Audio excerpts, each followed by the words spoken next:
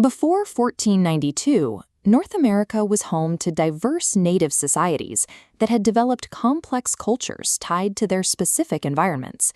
In the Southwest, groups built intricate irrigation systems for desert farming, while on the Great Plains, tribes maintained mobile cultures centered on large-scale hunting. By the late 15th century, European monarchs faced a specific economic constraint. They sought direct access to the profitable spice and silk markets of Asia, but the existing overland trade routes were controlled by rival powers, making goods expensive and difficult to acquire. This economic pressure drove investment in maritime technology. Innovations like the caravel, seen here, used specialized rigging and structural engineering to handle the demands of long-distance oceanic travel. For the AP exam, this period of pre-contact diversity and European economic motivation is your contextualization. It establishes the conditions that made the collision of these two worlds possible. These voyages were a calculated response to trade barriers.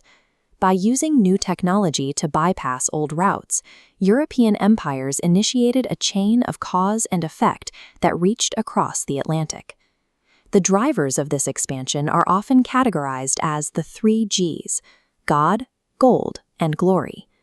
God represented the drive for religious expansion. Monarchs funded missions to convert native populations and spread the influence of the Catholic Church across the globe.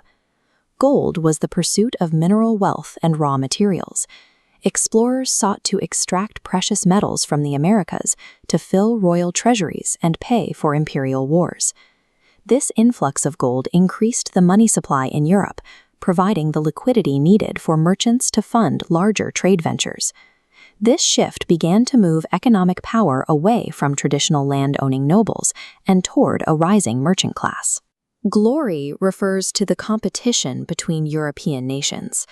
Claiming territory was a way to gain status and ensure that rival empires did not dominate global trade routes. These 3 incentives work together, providing the financial, religious, and political justification for European empires to alter the existing global order. The arrival of Columbus initiated the Columbian Exchange, a massive multi-directional transfer of plants, animals, and pathogens between the eastern and western hemispheres.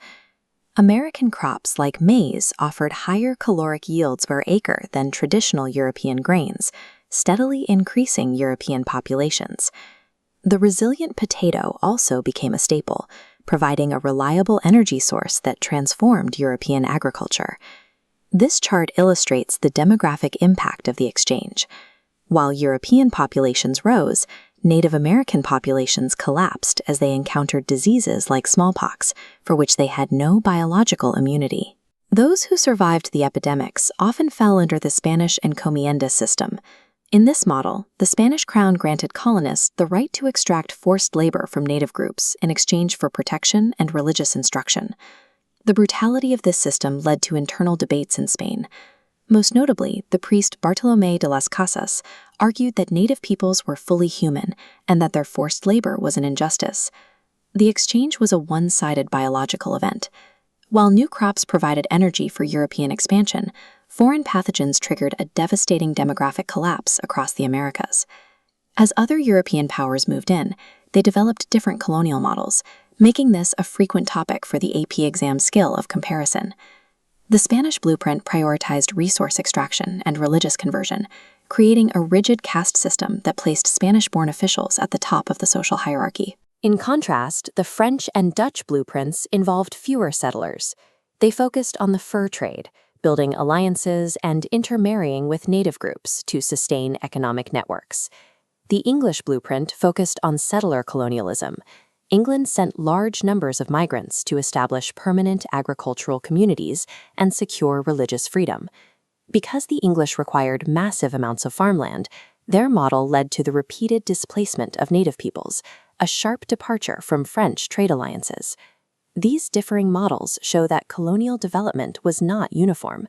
Native societies adapted and negotiated differently based on what each specific empire required of them. Over time, the Americas were transformed into a central theater for European imperial rivalry.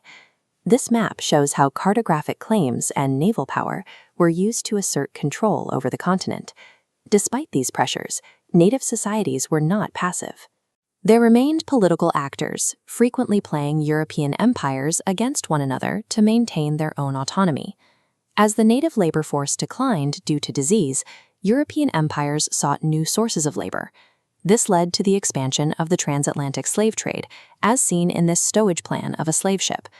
The transition from independent native societies to a world defined by global labor systems and imperial conflict is a primary example of continuity and change over time. European exploration was driven by wealth, religion, power, and competition, opening sustained contact across the Atlantic.